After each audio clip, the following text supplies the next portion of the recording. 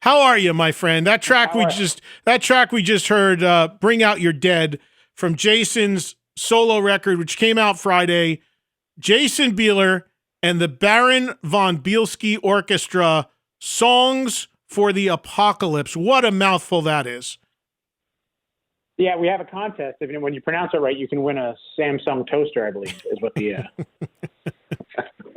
You were nice enough to send me a CD, which is my preferred format. And when I put the disc in my player, it's got one of those displays that tells you the artist, the track, the album. When you're scrolled by, it took a really long time to get through each one. I'm like, damn, I didn't think this thing had that many characters. So you tested the limits of my old CD player with that title. In this age of it's so hard to get people's attention, I figure if their display goes wonky while listening, they'll be focused on the music a little bit more. It's all part of my marketing strategy. Well, let me ask you about that marketing strategy-wise, because you did something, and you sent me this record a little while ago, and I had a chance to hear some of it at that time. But you did something that really is counter to what most people are doing now. Whereas a lot of people are putting out singles, short attention span, what have you. You made a record that clocks in about an hour long, that is very eclectic musically, that has what appears to be sort of a theme to it. Tell me where the idea for this whole thing came from and when you had this idea. I'd been talking to Nick from the label, and he'd been saying we should try to do something. And so around March, I figured, what I'd really like to do selfishly is just to get a bunch of my friends and try to do something creatively that would entertain us.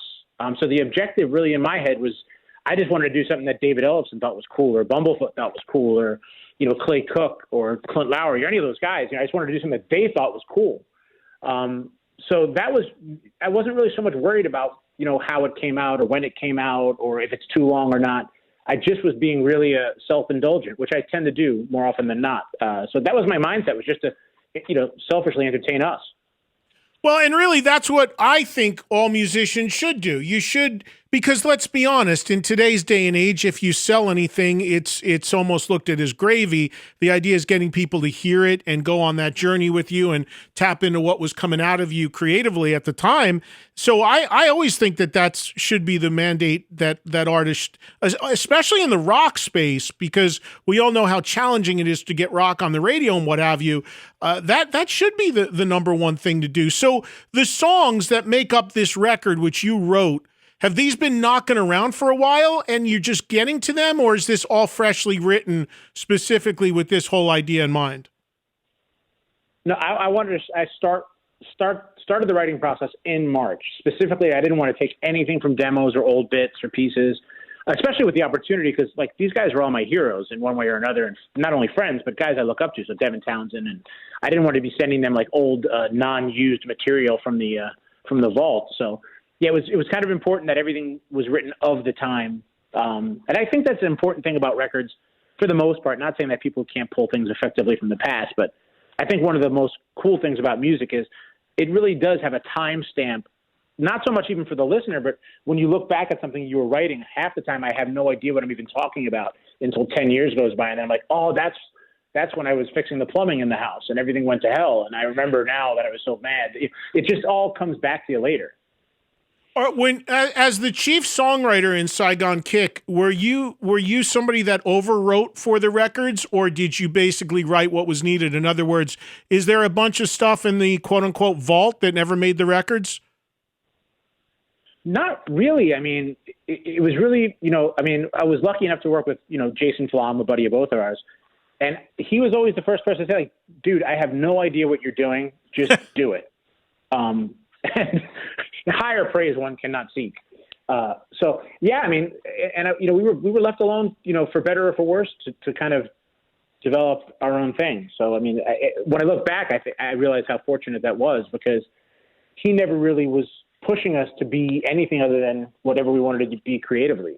So, and I always thought that Saigon Kick was a band that was a few years ahead of its time when you guys first came out. And I felt that you just, maybe a couple years later could have been a different story for the band. Obviously, you had some success at the time, but I always felt you were just a little ahead of the curve in the sound and the direction of those first couple records. Do you agree with that? I mean, I think we just weren't smart enough, like, Alice in Chains and even Pantera and those great bands that kind of saw the trend coming. I mean, on our first record, we toured with the Ramones, played shows with Faith No More, played shows with Soundgarden, went to Japan with Ozzy. And then, I love all music. So I love Barry Manilow and I love Meshuggah and everything in between. So I make no excuses. But we didn't release any ballad as a single. A radio station started playing it. It exploded. And it was the greatest thing to happen at the perfectly wrong time in terms of the band's ultimate trajectory. So we were never really embraced by the previous, late 80s metal bands. And then once the ballad hit, we were never going to be, you couldn't be publicly photographed with a grunge band. So you got kind of stuck in this kind of gray area. But I think, there's other bands that I think to a certain degree kind of, we're both obviously big fans of King's X and Extreme. And there's some other bands that I think kind of rode the middle of two massive tectonic shifts without necessarily being a part of either one. Would you say, now you mentioned Extreme, it's interesting you mentioned that because of course they had a song that is their defining hit in more than words, the defining hit in your career for Saigon Kick, of course, which you sort of referenced there as Love Is on the Way. I know those guys you never want to apologize and say you're sorry for having a massive hit. Most people would kill for that. But do you view Love Is on the Way, and did you at the time, as a bit of a two-edged sword? No, I was getting tons of extra cardio just running to the end of my driveway getting royalty checks, so I wasn't really so focused. In retrospect, did you feel it was maybe a two-edged sword? I don't, you know me, man. I just don't think that way. I think I always created the same kind of music. So if you've listened to the early Saigon Kick records, they were diverse records. I've always been in love with that doing whatever I felt like doing at any time. The funny thing is, I think what I've always done seems to make more sense now than it did then. And it's like so interesting with this record because all of a sudden I'm getting, all these reviews and all these prog metal magazines, and it's getting all these really important prog playlists and metal playlists. And that whole crowd has like no idea what Saigon Kick is. So half of them think like Saigon Kick must be some kind of early, 90s snack food that they just aren't aware of. So it's great to be able to straddle that world and have people that have kind of came with me the whole time. And all of a sudden a whole bunch of brand new people that, are discovering it. So, I better late than never. Wasn't it Colonel Sanders didn't get KFC until he was like 50? Yeah, something like that. So on this album, on this new album, you referenced, you kind of mentioned along the way here some of the guests because I guess they would make up the Baron von Bielski Orchestra there. But if you can, go through the people for the audience, go through the people who guest with you on this record and your connection to them, if you don't mind. Sure. Butch Walker, who I've known since the South Gang days. We both have known since then. Then I was in a band called Super Transatlantic with Pat Badger from Extreme, and we did some shows with Butch's Marvelous 3 at the time.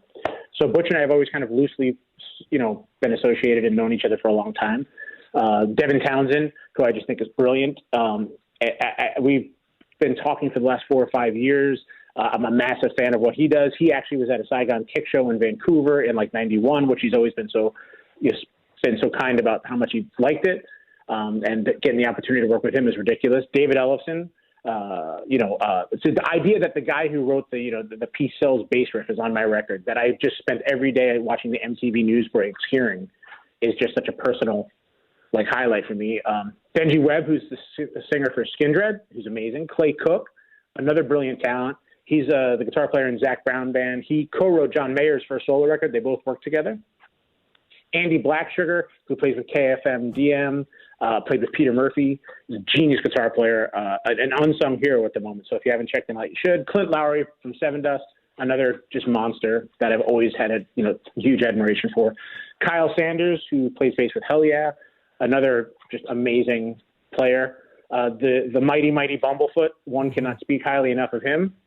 Todd LaTorre plays drums on the song Apology. As brilliant of a singer as he is, we've become friends actually on the Monsters of Rock cruise over the years. And he's also just an amazing drummer. So, he joined us on it. Ricky Sanders, who played with me forever and was in Super Transatlantic. Pat Badger, obviously from Extreme. Edu Kominatu, who played with Jeff Soto. Kevin Scott, who plays with guys like Wayne Krantz. He did the last John McLaughlin tour. I'm going to run out of the whole show just doing this. Stephen Gibb, amazing guy, played with Crowbar, Black Label Society. He also is the son of Barry Gibb, and they have a new massive record out right now. It's like #1 all over the world. The mighty, and deadly handsome Jeff Scott Soto. And Emil Wursler, who's in Doff and all these kind of great things, just a brilliant guitar player, and does this whole kind of alternative gypsy jazz thing. So thank you very much for coming, ladies and gentlemen. I'll be here all week. Well, look, in the diversity of those guests screams to the diversity of this record. I mean, you mentioned you were getting response in prog magazines, and I'm sure the Saigon Kick fans, the rock fans. There's a lot of diversity and a lot of different things on here. And I get, my question to you, I get the feel, and I'm certainly no genius here, but this feels very much like a concept record. Is it in fact a concept record? I think it's got a thread running through it. This kind of warped, 1920s vaudeville, sea-level freak show circuit, tale of abandonment and shoddily erected amusements for children with sharp edges and rust. That kind of runs through the whole thing. I think the thing I'm probably most proud of is with all these guests that come from such diverse backgrounds, we were able to kind of build this ecosystem where everything sounds like it's supposed to be there. It's not so much a concept record like the classics, like we always reference, like The Wall or anything like that, where it's a linear story. It's more like an area that you can choose your own adventure and go off down this road or that road. And hopefully, when you sit back and ingest it a few times, it all starts to make sense as a whole. That's kind of my view of it. You'd mentioned Super Transatlantic and some of the stuff you did after Saigon Kick. And, I'm curious with this record coming out under your own name, was there any thought of doing it as a Saigon Kick record? No, I mean, look, no disrespect to those guys who all have wonderful things happening in their own right. We've made numerous attempts. They were successful in the sense that we didn't kill each other. So I think as far as I know, all the members are still alive. So that's a victory. But this was just a time to really reach out and selfishly, like I said, be collaborative with all these guys that I've always wanted to work with. And the fact that it was able to happen at this time, I like to think it's not due to the pandemic and everybody being stuck home. I like to think they all wanted to be a part of my singular genius. Everyone was bored. We'll throw some tracks to Bieler. We're bored. We're not doing anything anyway. Yeah. Exactly. I can't stay in my house anymore without it. Let me just do this Bieler thing and get it done with. But anyway, either way it happened, I'm thrilled.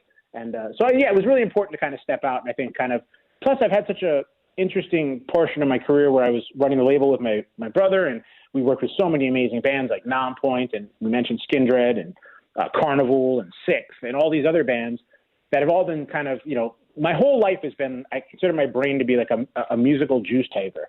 So from the very young age of listening to things like The Fifth Dimension and, Meet the Beatles on 8-track, and then AM Gold, and then seeing Ozzy for my first concert with Rhodes and Tommy Aldridge and Zarzo and Def Leppard opening up, and all this stuff just keeps getting piled into my head and then blended and just comes out the way it comes out.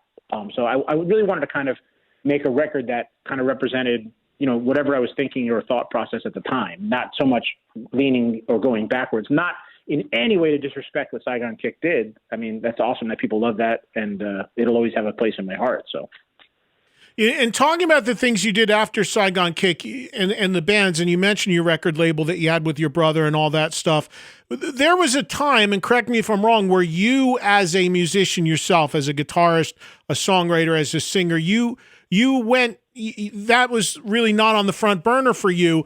And my recollection, Jason, is that once you started joining us and had the opportunity to come on board on the Monsters of Rock cruise, did that kind of reinvigorate you a little bit to want to be a performer again yourself? It was definitely a part of it. I mean, I think like anybody else, like, you know, with a little bit of perspective, you see that every genre goes through this time period where you're hot and everything's going your way. And then that's shortly thereafter followed by everybody on earth thinks you're the worst thing that's ever happened. And fortunately, my faith and my love for music has just always been there. So I didn't like get distraught or, you know, I was never really, I want to get recognized walking in the mall. That never really drove me. So I found ways to participate and be musical and do all those other things. And around the time Larry had reached out to me about the Monsters of Rock cruise, I was starting to think about doing like not a storyteller thing because everybody does those. It was more like I wanted to do stand-up comedy, but I wasn't really that good at it. So I thought if I played some songs, every time a joke bombed, I could at least play a song and people wouldn't throw stuff at me. So I went on tour doing that. And then that started to grow, and then I did it with Jeff, and Bumblefoot joined us, and, you know, Todd Kearns, you know, from Slash's band joined us out in Vegas, and, you know, Joel Hoekstra and all these guys. And that started selling out and becoming really successful in conjunction with doing those Monsters of Rock things. And that crowd has been so positive and so amazing, and getting to know all those musicians. As you know, I'm not telling you anything you don't know. You're practically the mayor. But it's been such a positive, you know, experience to me that definitely fuel for sure. Now, I noticed in the liner notes to the record, you put a little logo in there for NIVA, which is National Independent Venue Association, which I thought was great. I've had people on from that organization. It's been an unbelievably challenging year for so many people who work in the music industry and in touring in particular. Is this the type of thing that if we weren't in a pandemic, you'd like to be able to go out and tour? Oh, we're going to tour it without a doubt. I mean, you know, we're just trying to find the time that it's going to be safe for everybody, obviously, is a priority. And yeah, going back to NIVA, I mean, you know, there's so many venues across the country, across the world that have been so instrumental in helping me, you know, from New York to LA and everything in between. These small venues. It's not the Live Nation stadiums that have to worry, but, you know, there's so many places where, you know, either new bands get their start or established bands, you know, do their sets or whatever it is. And it's not just the bands, it's the people that work in those venues. It's the bartenders, it's the promoters, it's the, you know, it's the backlight, it's the craft brewery guys. And I just hope that what I think the pandemic has shown me personally, and I don't like to speak for the nation, even though I can, is that, you know, it just shows you how important music and Netflix and entertainment is, because this has been a survivable tragedy for most people based on the fact that you can go home and binge watch things on Netflix or go listen to records and, you know, jump on whatever streaming service is your favorite and kind of escape with that kind of entertainment thing. And hopefully everybody remembers that in, you know, the next 6 months, 5 months, a year, whatever it takes to get us back to that. I hope everyone realizes that and supports those venues and all those people, the crews and everything, like, you know, Eddie. I mean, that, you know, they've been just devastated. They're always the first ones hurt and the last one helped, it seems. Yeah, it's going to be challenging though, because I think one of the problems is, and I'm optimistic it'll all come back. I think it's going to be very different for a long time, but I think it'll come back. But I think one of the challenges is going to be the fact that when the floodgates open, whether it's the end of the year, early next year, whatever it may be, you're going to have every band on the planet wanting to go out there against the backdrop of most fans having just come off a really financially difficult time. So having to be really selective on what they can afford for tickets and entertainment. And I think it's going to be, it's sort of a perfect storm and not a good one, in the sense that you're going to have every artist in the world trying to tour, but unfortunately, a lot of the population coming off of maybe not having income for a year or two. So it's going to be a really interesting, challenging time. I talked to a couple promoters about that exact part of it, and they all feel pretty confident that people will find a way to make it work, but it might come down to the artists having to play ball a little bit on ticket prices. We all know that ticket prices have been exorbitant in recent times for the big bands. That might, you know, they may have to play ball a little bit. Everybody may have to work together a little bit for at least the next few years coming back. So Jason, instead of you charging $1,000 for your VIP meet and greets, you may have to knock it down to $950, my friend. Well, I don't think I can take my clothes off for under $1,000 in those meet and greets, Eddie. I just think it makes me cheap. It makes me feel cheap. But whatever you, No, I agree with you 100%, man. I mean, it's like, everyone's got to work together to make it happen. And there's a great, I mean, at least in my experience, I've been very careful to deal with amazing promoters and amazing venues and had great experiences. And I want those people to have taken care of me. And, when I first started doing those shows, it's not like I was the hottest ticket in the world. And those venues all supported me and let me do my thing and grow it. And it doesn't go by me easily that, if they need my help, I'm happy to do whatever I can do. Huge bands, Eddie, like me, U2, and the Stones have to think that way. the new album, which came out Friday, Jason Bieler and the Baron von Bielski Orchestra, Songs from the Apocalypse. It's out now in all the formats you'd want, including CD, which I'm holding in my hand. What's the last song on the record stand for? I can't even say it. FKSWYSO. And remember, there's no language restriction here in case you do need to say fuck. But what does it stand for? Doesn't it sound so naughty, Yes. Horribly naughty? It really is just the lyric from the chorus. It is fat kid swimming with your shirt on. Which I can certainly relate to. That would apply to me. Yeah, I mean, obviously people know me for my physique modeling, but that may or may not be a true tale from my youth. Hey, but that being said, man, you dropped a tremendous amount of weight last time I saw you. What have you been doing? Most people have been putting on weight in the pandemic. I know I packed on an extra 10, 15 easy. I got to get off. But even though I have been exercising, how have you been holding up? I've been really well, and it's not really from any kind of discipline. It's more from fear because I finally, over the last, 5 or 6 or 10 years, got all that under control. And I was running and playing hockey a lot and trying to stay in shape.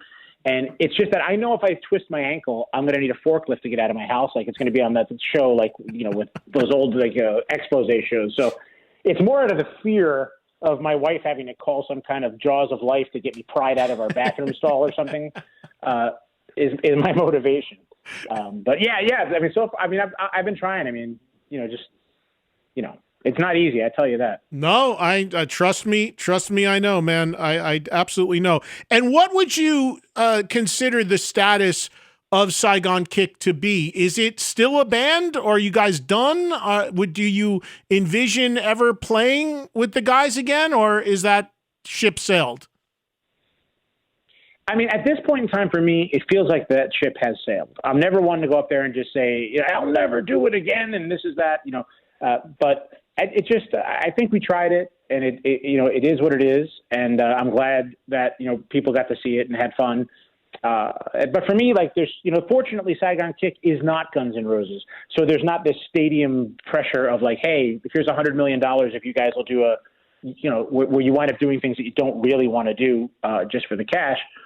So I'm doing things because I love doing them and with the people I love doing them with. And, I wish those guys all, well. I'm sure they're all creative and doing great things, and anybody who's into them should follow them and figure out what they're doing. But screw those guys. I mean, the stories of the days back in the day playing that South Florida circuit, though, from the people who were there and saw you guys back then, they still talk about it. It's still legend. Our buddy Dave Feld, he's still living in those days. He still remembers it. Still talks about how great it was. All we have to do, because I'm sure Dave is listening, is just say how Jason Flom put Zakk Wylde in Ozzy Osbourne's band, and Dave will crash his vehicle. Right? If you're watching his phone right now, there'll be some kind of SOS alert because he's gone off into a tree or something.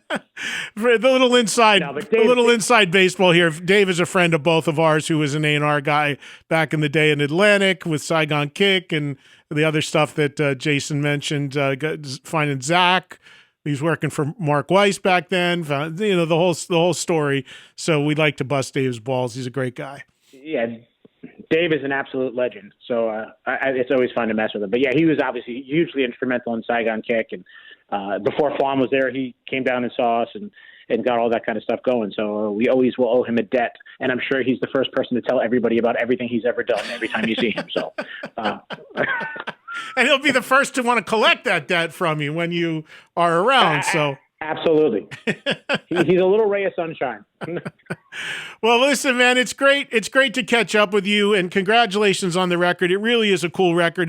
There's a lot of variety in here. It's very eclectic. It's really cool. I like records that take you on a journey, that have pieces to them, that keep, that feels like a theme. There's an open, there's a close. Sometimes there's stuff going on between the songs. I mean, I'm old school. I love that complete album experience. I can't stand when people just like, oh, here's a song and we'll give you another song in 3 months and maybe we'll put out a record. I like a sequenced, fully realized record, and you've made a really cool one here.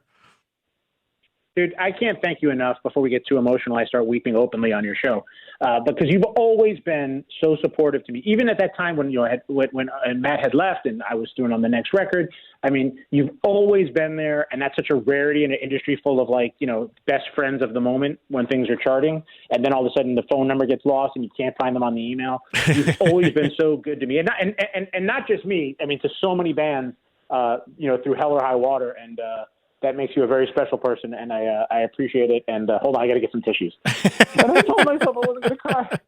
Well, and people should mention, you talk about when Matt left. I mean, the Saigon Kick album, Water. If nobody's ever heard that is a great record, and that's the one.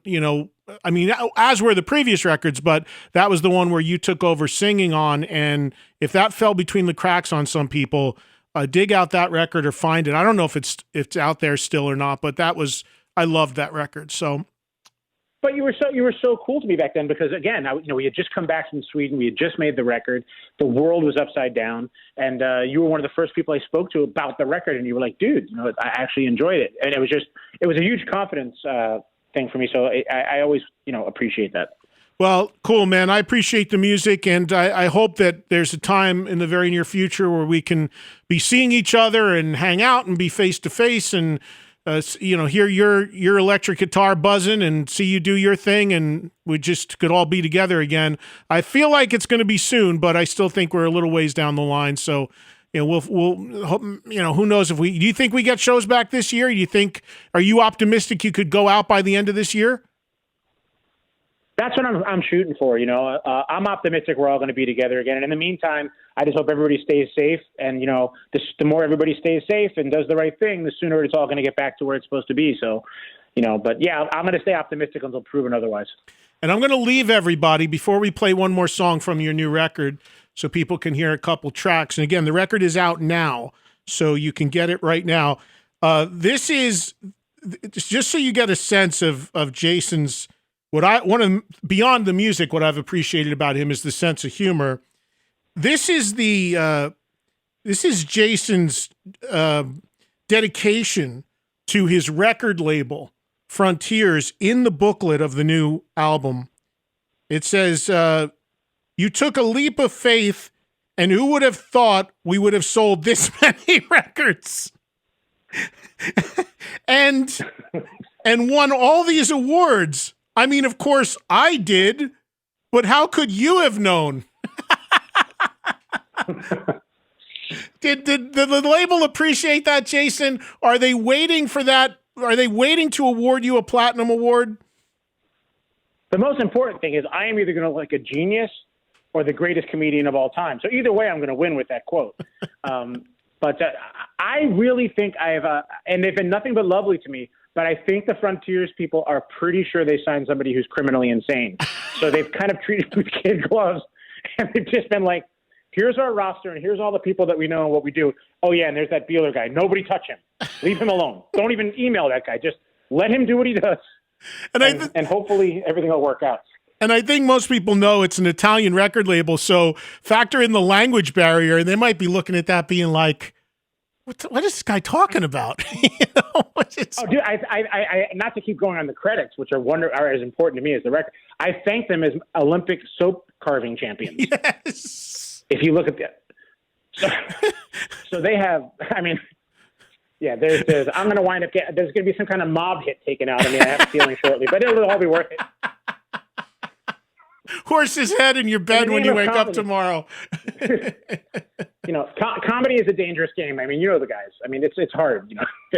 Yeah, You got to live on the edge. Yeah, but it's fun. Then this is why I love getting records like this that are fully done, fully realized records with care given to the artwork, the liner notes, the whole process of the experience. I love that sort of stuff. So everybody check it out. Yeah, a big shout out to Robert Merrick, who did all that art, by the way, because everyone thinks it's me. He also does all the Photoshop stuff, but Robert is the first guy who just nailed the vision for me, and I think he did such an amazing job with the cover. So you didn't. Shout out to him. Yeah, it's great artwork, but you didn't put a picture of yourself anywhere in it. I mean, the guy that's on the record, the head is blown off. So you didn't put your Brad Pitt looking face on here.